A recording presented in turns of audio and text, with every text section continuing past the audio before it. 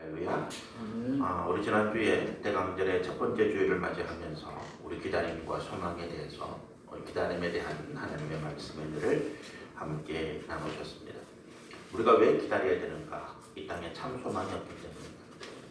참 소망 되신 예수 그리스도께서 2000년 전에 이 땅에 오셔서 우리로 하여금 새롭게 또 온전한 구원의 길을 보여주시고 열어주셨고, 이제 우리가 그 은혜 안에서 믿음으로 그와 같은 새롭고 온전한 하나님의 백성의 길을 살아갈 때에 이 땅에 다시 오실 주님을 통해서 우리가 영광과 상급과 구원의 온전한 완성 가운데 나아갈 수 있다.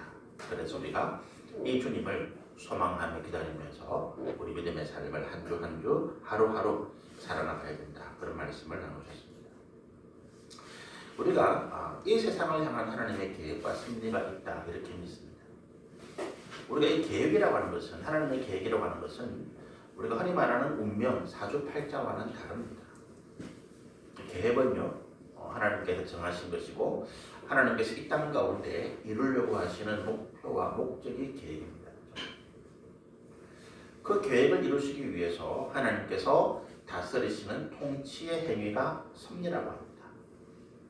하나님의 계획이 있고 그 계획을 이 땅 가운데 이루시기 위한 하나님의 다스리심의 행위, 그것을 우리가 섭리라고 이야기하죠. 그래서 하나님의 계획과 섭리라고 하는 것이 둘이 아닙니다. 하나님은 계획하신 대로, 예정하신 대로 그대로 이루어 가십니다. 이것이 섭리죠. 그래서 이 계획과 섭리라고 하는 것은 우리가 이 성경에 하나님께서 기록해 놓으시면서 우리로 하여금 그것을 알도록 하셨습니다. 하나님의 계획에 대해서 우리가 몰라서는 안 돼요.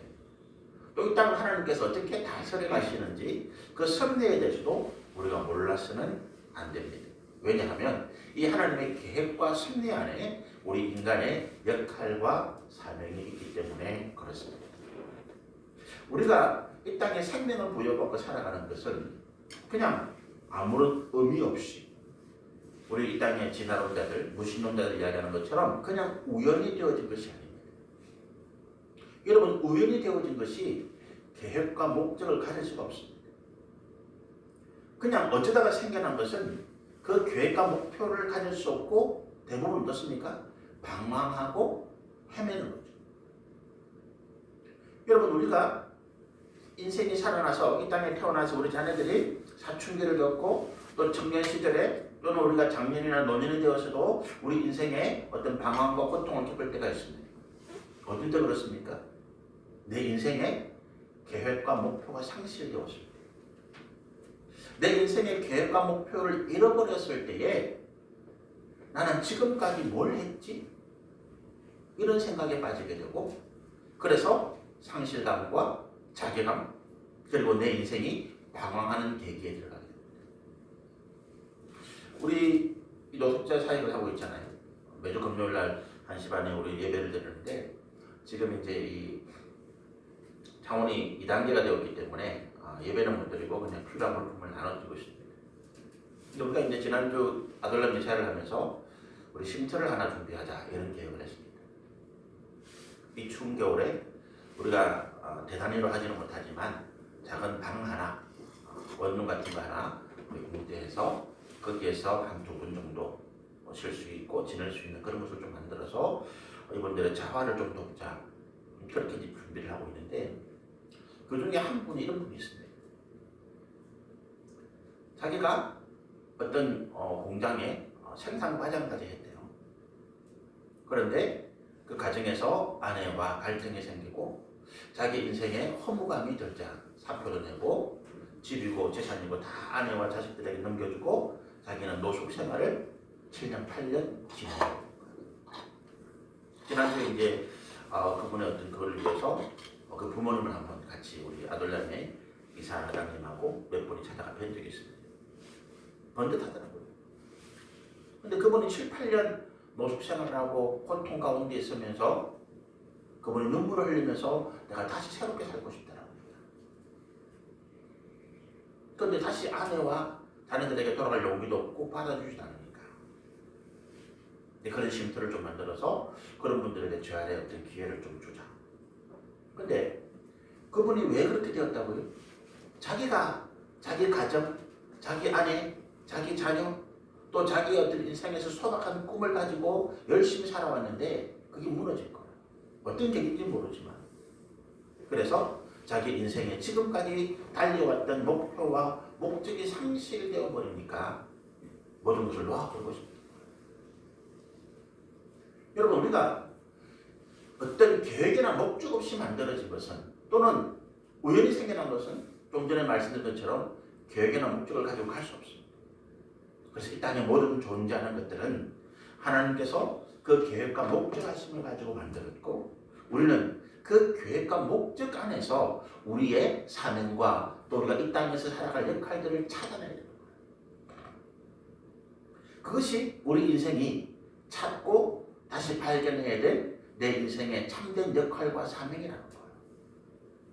저도 제가 39살에 이제 가정도 있고 자녀도 있을 때 신자원의 길을, 신학의 길을 갔습니다만은, 그 전에 제가 가졌던 제 인생의 목표와 계획은 내가 돈을 많이 벌어서 우리 집안을 다시 일으키고 힘들고 고생하는 내 형제들을 좀 잘 살게 해주고, 나도 내 아내, 내 자녀들을 좀 잘 살게 해주는 그게 목적이었어요.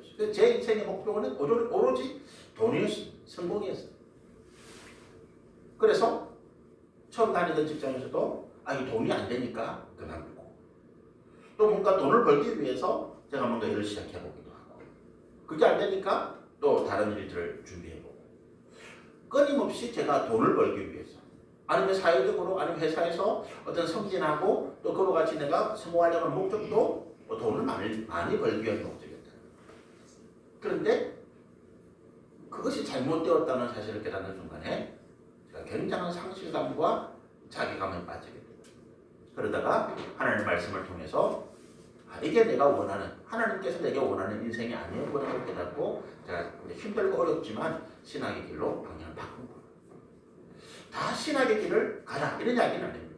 저는 제게 주신 그 목회자의 길이 하나님께서 제 역할과 이 땅에서 삶의 사명이기 때문에 힘들어도 어려워도 견디고 또 하나님 주신 기쁨 안에서 해나갈 수 있는 거예요.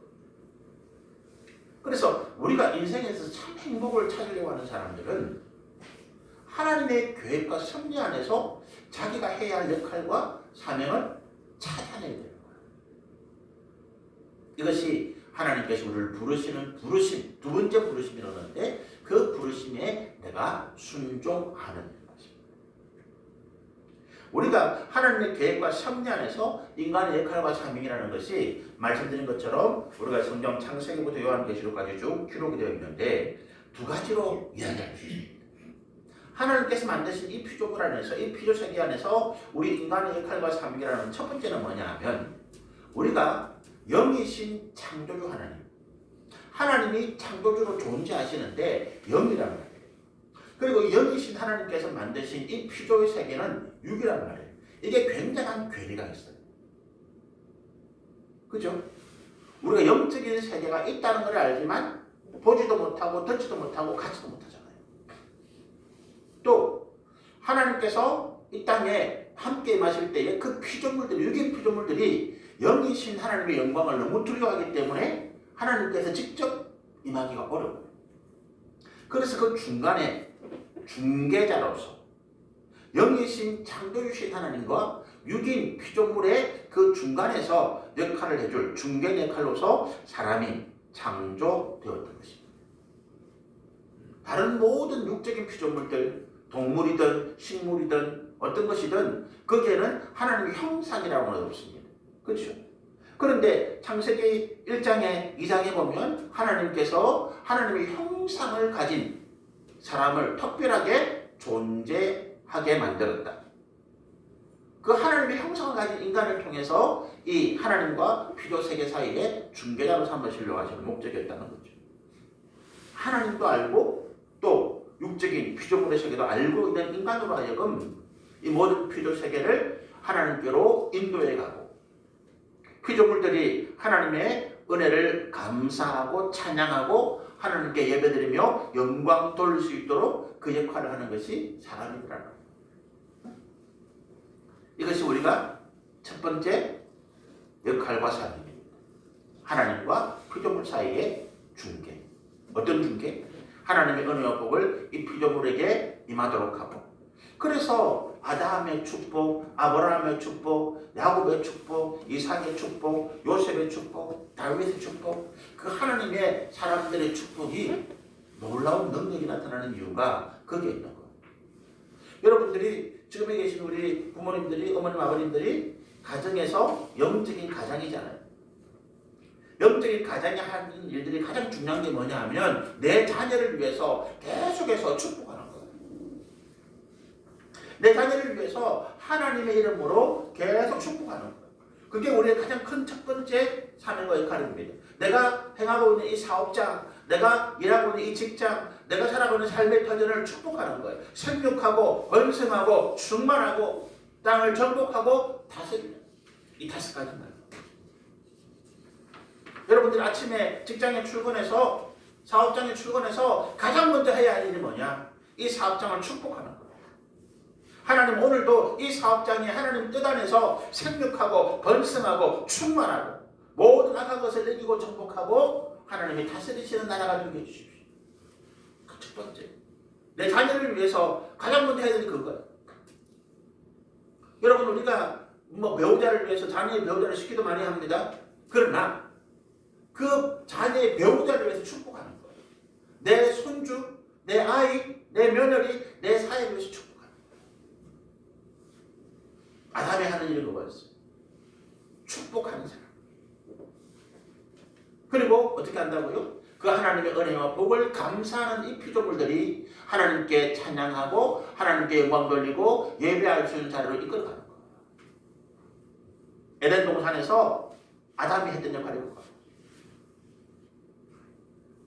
하나님과 피조물 사이의 중개자, 축복하고 그리고 하나님께 영광 돌리고 찬양하고 예배드리기를 원하는 그 피조물들을 하나님께로 인도해가고, 두 번째로 우리가 이 피조세계에서 우리 사람의 역할과 사명이 뭐냐 하면 하나님의 계획을 피조세계에 실행할 관리자예요.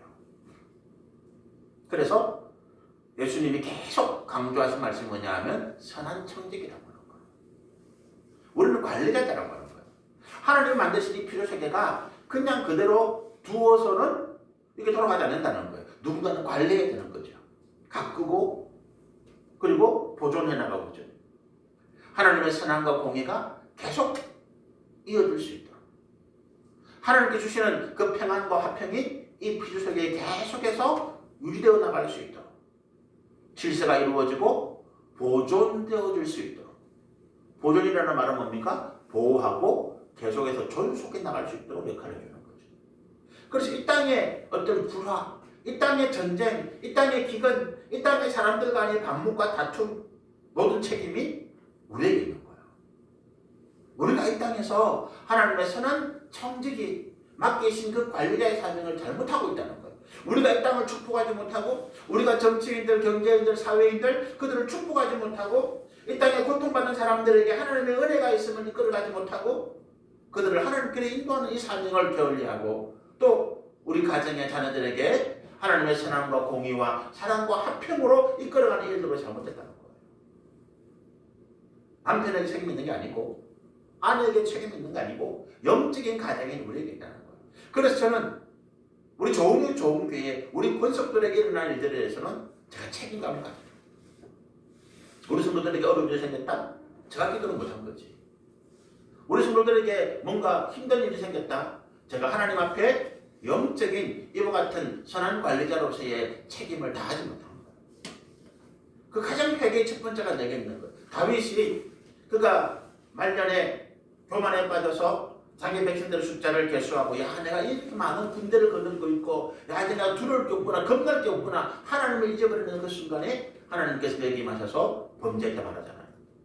그리고 그에게 3가지 선택할 때 그가 3일 동안 온 나라에 역병에 돌아서 백성들이 죽어 잡아지는데 그 모습을 그가 보면서 가슴을 치셨다. 아라온의 대장마당에서 그가 하나님께 이렇게 얘기합니다. 하나님, 범죄는 내가 했는데 왜 이 백성을 치십니까? 그 그가 살기 위해서 3일 이렇게 했는데 그 3일 동안 하나님께서 그 다윗과 그 아이들 그 가정은 건드리지 않고 죄 없는 백성만 잡주고 다 빠져나가는 거예요. 그 모습을 보면서 다윗이 가슴을 치면서 애통하면서 하는 얘기가 뭐냐면 하나님 나와 내 집안을 치십시오. 이 백성은 왕을 잘못 만나고 지도자를 잘못 만나고 목자를 잘못 만난 양떼입니다. 그게 영적인 지도자의 회개예요. 이 나라가 지금 고통 가운데 있습니다. 누가 회개해야 돼요? 대통령이 회개해야 되겠죠. 그러나 근본적으로는 이 땅이 영적인 주도권을 가지고 있는 우리 그리스도인들이 회개해야 되는 거야. 이 땅에 기근이 왔다. 이 땅에 질병이 역병이 넘친다. 내 사업장이 안 된다. 누가 잘못해서가 아니고 우리 아이가 지금 뭔가 어렵다. 누가 잘못해서가 아니고 영적인 지도자인 우리가 제가 잘못한 거죠. 하나님 고쳐주십시오.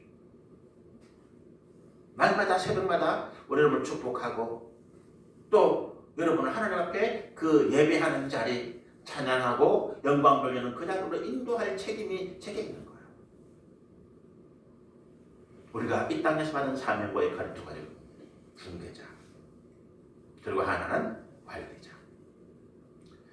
그래서 우리 창세기 우리가 2장에 보면 창세기 2장이 하나님께서 우리 가운데 계획하신 그 모든 것에 다 들어있는 거예요. 1장과 2장에. 1장에 하나님께서 하나님 형상을 따라 만드시고 5가지 1장 28절의 명령, 생육과 번성과 충만과 그리고 정복하고 다스리는. 제가 소망기도 한 번씩 이렇게 극동만사에서 기도할 때 제일 안타까운 기도가 이거예요.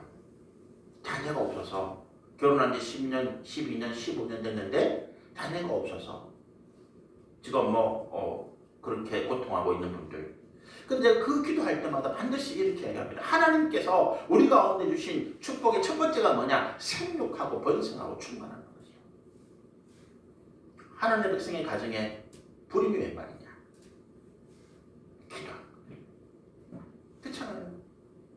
이스라엘 백성들이 그 야곱의 후손 70명이 애굽 땅에 들어갔어요. 400년이 지난 동안에 이집트인들은 숫자가 그렇게 많지 변하지 않았어. 이스라엘 백성만, 하나님의 백성만 숫자가 200만이 됐다고. 장정이 60만이 됐다고. 그 숫자의 위협을 느낀 애굽의 바라오가 이 이스라엘 민족을 죽이려고 하잖아요. 여러분 그리스도인들의 가정에 하나님께서 불임 말도 안 되는 이야기예요. 축복하는 거죠. 생육하고 번성하고 충만하고. 창세기 1장에 하나님께서 만드신 모든 피조의 어떤 이야기가 6동안 나오잖아요. 그 말미에 하나님 뭐라고 말씀하십니까? 보시기에 좋았더라. 하나님이 만들어 놓고 하나님이 보기에 좋았다. 자화 자체는 아니고 하나님이 계획하신 대로 하나님 뜻하신 대로 다 이루어졌다라고 하는 거예요. 하나님이 계획하신 대로 하나님 뜻하신 대로 부족함이 없더라는 거예요. 그 보기에 아름답고 이것뿐만 아니라 그 모든 것이 하나님이 계획하신 뜻대로 다 이루어졌더라라고 하는 것입니다. 그게 부족함이 없는 거예요. 질병이 없는 거예요. 고통이 없습니다. 환난과 고난이 없는 거죠. 여러분 우리가 지금 하나님께 구하고 있는 것들을 한번 생각해 보십시오. 지금 우리가 뭘 구해요? 돈 구하잖아요. 건강 구하고 자녀의 형통함을 구하고 그러죠. 사업이 잘 되기를 바라고 이웃 간에 화평을 바라고.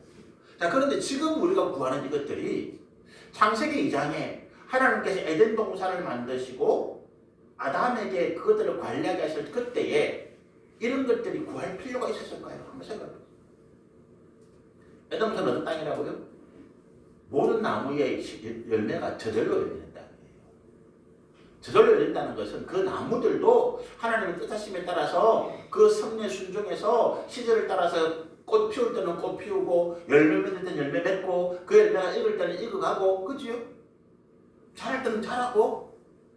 에덴 동산의 중앙에서부터 강물이 동서남북으로 흐르는데 거기에는 금과 은과 보석이 그 겨울가의 돌멩이처럼 열리는데요. 그렇잖아요. 기후가 늘 부족함이었고 그곳에서 뭘 우리가 돈을 구하겠어. 늘린 게 금은 보석인데. 그렇잖아요. 죄를 지어서 인간의 수명이 1000년, 900년은 못 되었지. 죄를 안 짓고 에덴동 살았으면 우리가 얼마나 살았을지 몰라. 거기에 무슨 뭐 장수를 구하겠어요. 거기에 질병이 있었습니까? 거기서 무슨 아담이 건강 구하겠어요? 안 그래요? 뭘 제가 이야기하려고 하는 줄 여러분 이해가 되시죠?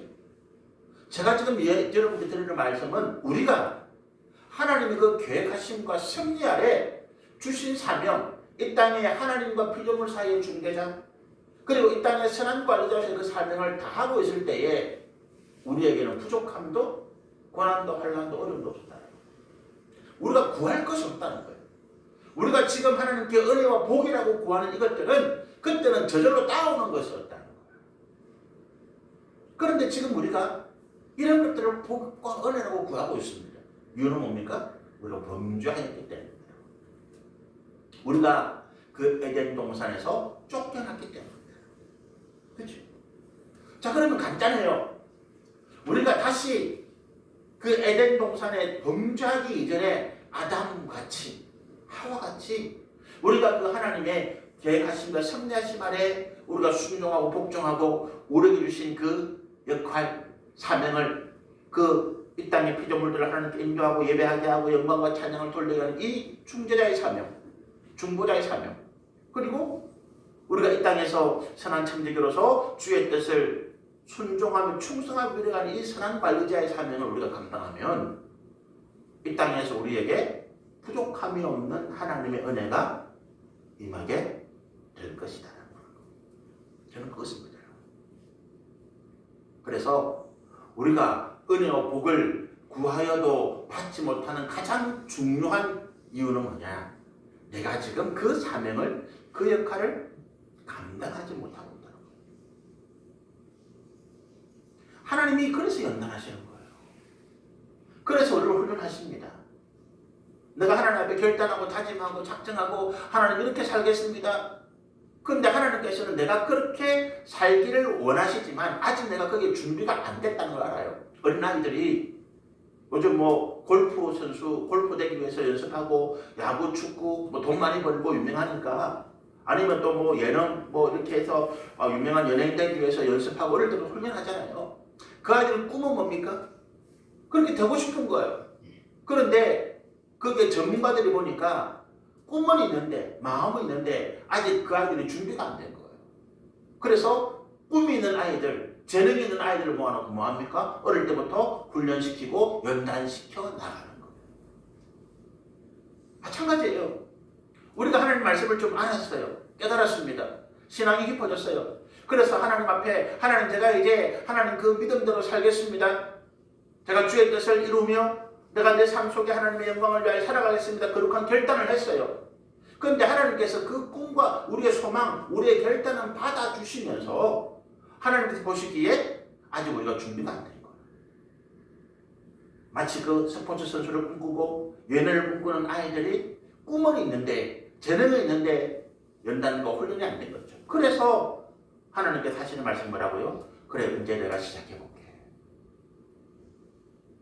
우리 고민이 그렇잖아요.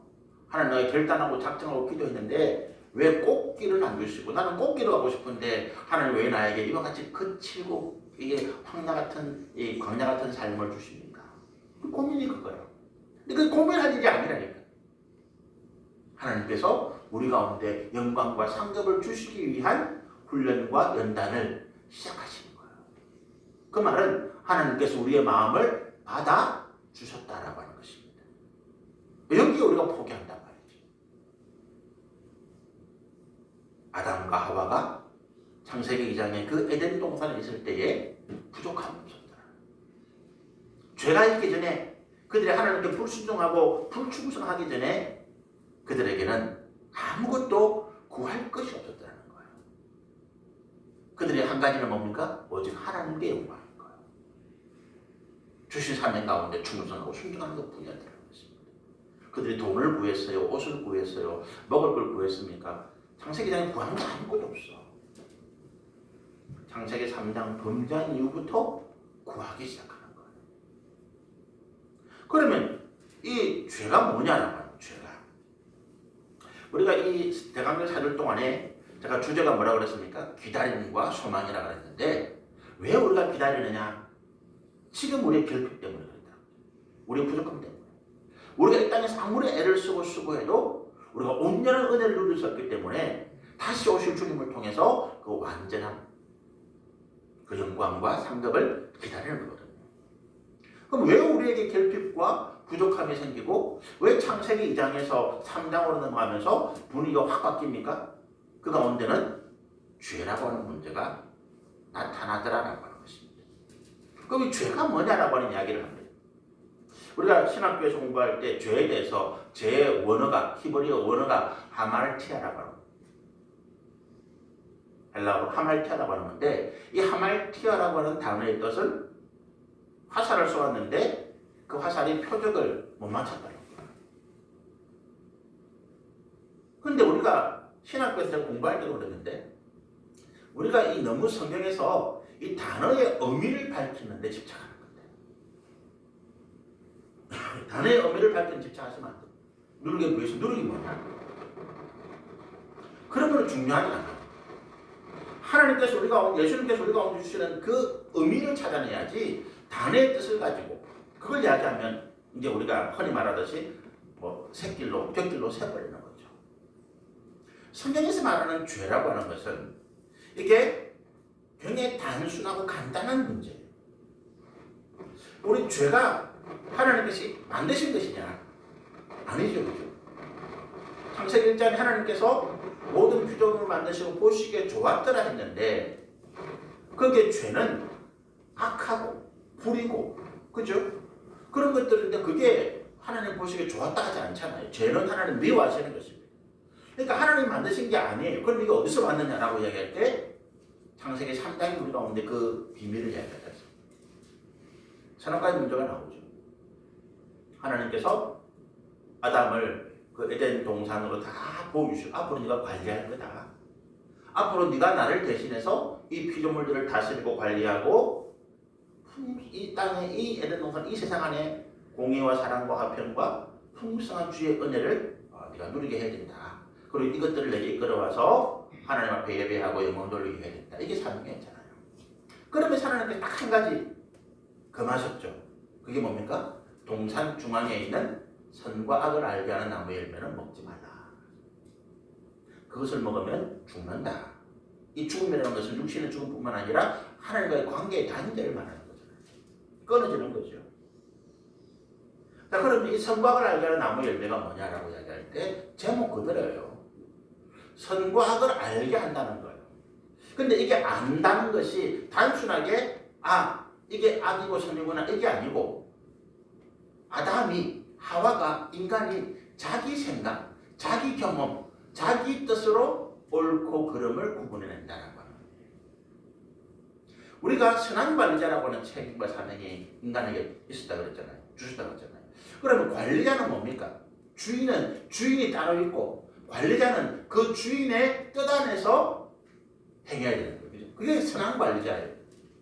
우리가 세상에서 배임이나 횡령 이런 죄들이 있습니다. 배임죄라는 게 있어요. 횡령죄라는 게 있어요. 그게 뭡니까?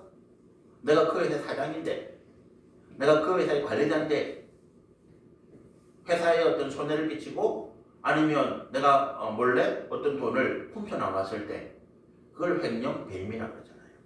그렇죠? 우리가 하나님께서 주신 이 세상 안에서 하나님의 뜻하신 그 뜻하심 아래서 우리가 선한 관리자로서 순종하고 충성해야 된다는 거예요. 그러면 피조물끼리 양과 염소가 서로 싸우다 칩시다. 그럼 놈이 잘못했노? 라고 이야기할 때 아담이 보기에 양이 불이 났고 평상시에 좀 지한테 잘못하니까 염소는 나쁜 놈이야. 양이 좋은 놈이야. 이건 아니라고 하는 거죠. 그건 아니에요.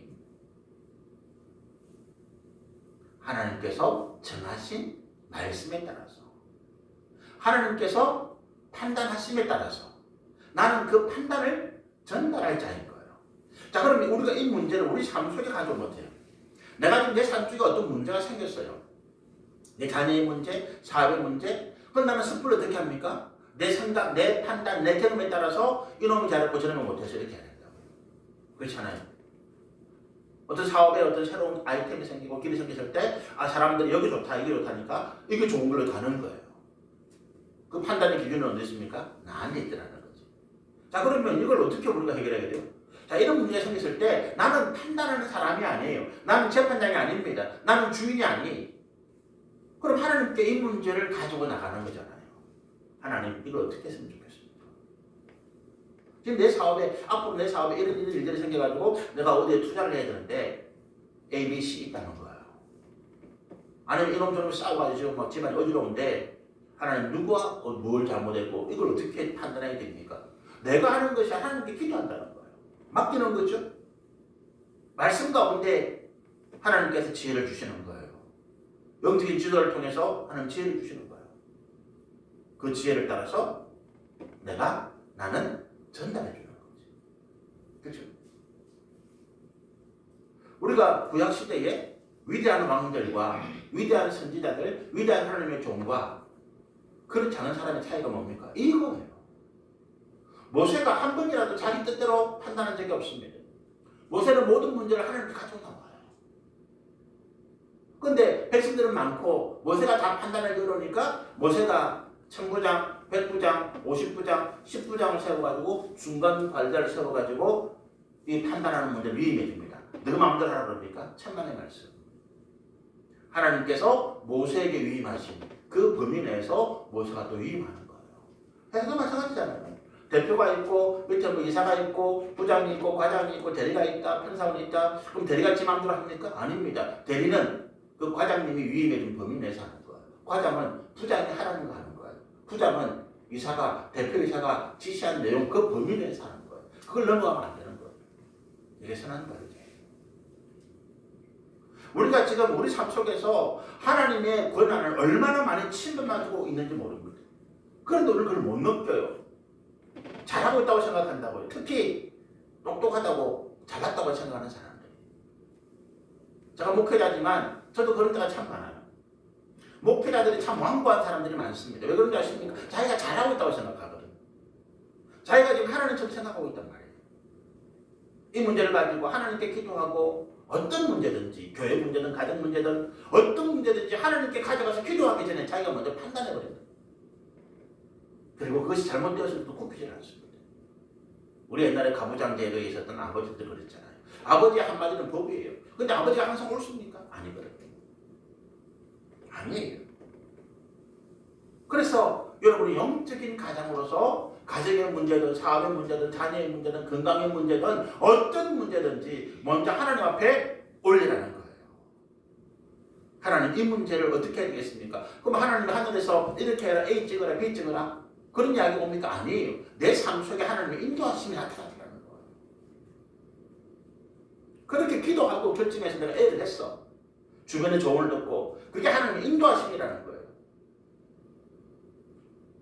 하늘에서 음성이 안 됩니다. 설령 내가 잘못했다 칩시다. 하나님 우리가 오늘 주신 말씀 뭐예요? 로마서 8장 28절에 그런 한 상황 가운데서는 내가 하나님께 기도했는데 내가 뭔가를 잘못 선택했어요. 일이 어긋났어. 하나님께서 합력하여서 선을 이루시는 은혜를 베푸시더라고요. 내가 기도하면 그 다음부터 누가 책임집니까? 하나님이 책임진다는 거예요. 내가 사람님께 보고했어요. 그러면 그 다음부터는 보고받은 사람님이 책임지는 거예요. 내가 보고를 안 했어. 보고 안 한 내 죄예요. 그렇죠? 내 죄는 뭡니까? 내 죄는 보고를 안 한 죄야. 내 죄는 보고를 안 한 죄예요. 여러분의 죄는 뭐라고요? 우리의 죄는 뭐라고요? 우리가 하나님께 기도하지 않은 죄라는 거예요. 그래서 사무엘이 뭐라고 얘기합니까? 나는 결단코 기도를 쉬는 죄를 범하지 않겠다. 사무엘이 이스라엘 민족의 지도자입니다. 그가 할 일이 뭐라고요? 이스라엘 민족의 모든 문제를 하나님께 그냥 기도하고 아뢰고 고하고 하나님께 주시는 말씀을 전달하는 중보자예요. 선한 관리자. 이걸 잊어버리니까 오늘 교회 안에 이 땅의 가정의 문제가 심각하다는 거예요. 심각한데 해결책이 안 나오는 거예요. 우리가 생각하니까. 이게 선악과의 문제예요. 하나님께서 한계를 주셨거든요. 내게 위임하실 때 전부를 다 주신 게 아니란 말이에요. 너는 다 할 수 있어. 네가 다 해. 그런데 전제가 뭡니까? 하나님의 말씀 안에서. 바울이 이 비밀을 깨닫고 고백한 건 뭐예요? 내가 풍부에 처할 줄도 알고 빈곤에 처할 줄도 알고 내가 모든 것을 다 할 수 있다. 어디 안에서? 예수 안에서. 예수를 벗어나서 나는 아무것도 못한다. 다 죄라는 거예요. 하나님의 말씀을 어기고 내가 행하는 건 다 죄라는 거예요. 그렇죠? 자, 그럼 죄가 뭐라고요? 첫 번째는 불순종이다. 하나님의 말씀을 어겼잖아요. 하지 말라 하신 거예요. 그게 뭐든 간에. 두 번째는 불충성입니다. 내가 하나님께 받은 역할과 사명 가운데 충성하지 못했잖아요. 그 죄는 다른 게 아니에요. 하나님 앞에 불순종하고 불충성하는 것이 죄예요. 자, 그럼 우리가 예수 믿고 난 다음에 내가 지금 죄를 짓습니까? 안 짓습니까? 지어요. 그렇잖아.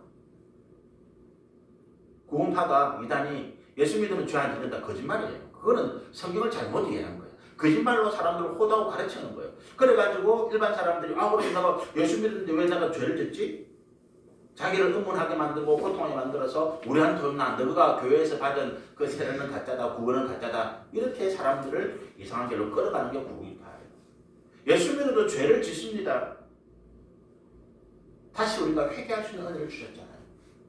베드로에게 예수님이 베드로에게 묻습니다. 우리는 예수님, 그러면 우리는 구원받았는데 그 사람들에게 다시 우리를 시켜주십시오 하니까 야, 이미 목욕한 사람은 뭐 다시 씻을 필요 없는 발만 씻으면 되지. 회개해요.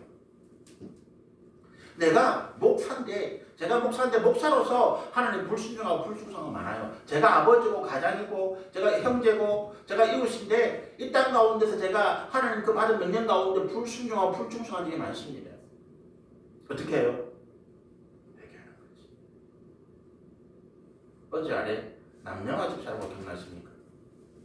최고 제주도는 기억하세요? 혹시 기억나십니까? 한 7, 8년 전에 우리 진주에서 왔다고 오신 분 있잖아요. 그분이 카톡으로 저한테 장문의 문자를 보냈어요. 그게 뭐냐? 자기가 시간이 지나면서 잘못했다는 거. 목사님이 직접 보고 싶지만 사람을 보고 싶지만 염치가 없어서 이렇게 문자를 보내니까 용서달라는 거예요. 처음에 그 문자도 당황했어요. 이게 뭐지?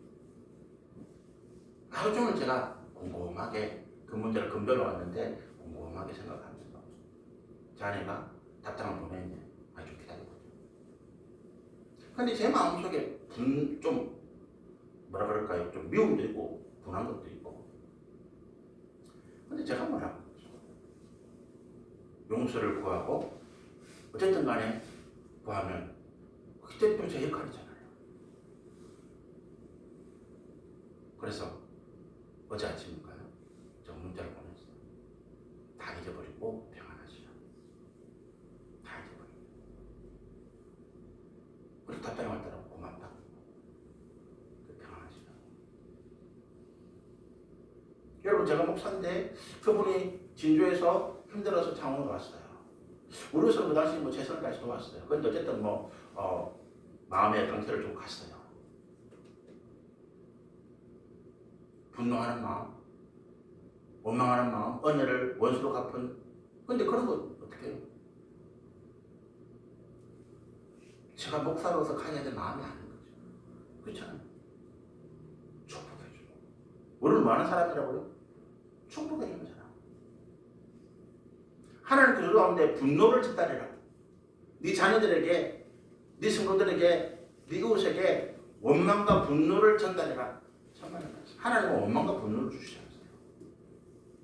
우리가 가야 될 것은 하나님의 은혜와 복을 전달해 주는 거예요.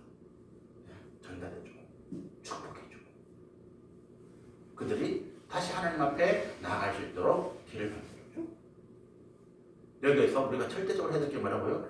내가 판단하지 않는다. 죄의 첫 번째. 이 선악과가 죄의 문제였다는 것입니다. 하나님의 명령에 불순종하고 받은 사명에 불충성하는 이것으로 인해서 죄가 세상 가운데 들어왔다라고 하는 거죠. 그 죄의 원흉은 사단이죠. 그렇죠? 사단이 이 영적인 존재가 하나님 앞에 불충성하고 불순종함으로 사단이 되었는데, 그가 하나님같이 피조 세계 가운데 호시탐탐 놀고 있다가 이 아담과 하와의 불순종과 불충성을 통해서 그 죄가 이 땅 가운데 들어오게 된 것입니다. 이것이 오늘 우리가 고통하고 우리가 이 땅 가운데 하나님의 은혜로 살아간다 하면서 우리가 여러 가지 결핍과 부족과 환난과 어려움 가운데 살아가는 가장 근본적인 이유인 것입니다. 이 문제를 해결하기 위해서 우리 힘으로 안 되니까, 우리 능력으로 안 되니까 우리가 주님을 기다리고 하나님의 은혜를 기다리는 것입니다. 하나님 어떻게 우리 가운데 역사하시고 이 구원과 소망을 이루어 가시는지 이 부분에 대한 말씀은 또 우리 다음 주에 함께 말씀을 나누시면 좋겠습니다. 우리 로마서 3장 23절 말씀 한번 보실까요? 모든 사람의 죄를 범하였으며 하나님의 영광에 이르지 못하더니, 이 말씀은 이제 이해가 됐을 때 믿고 24절 같이 한번 읽어보십시다.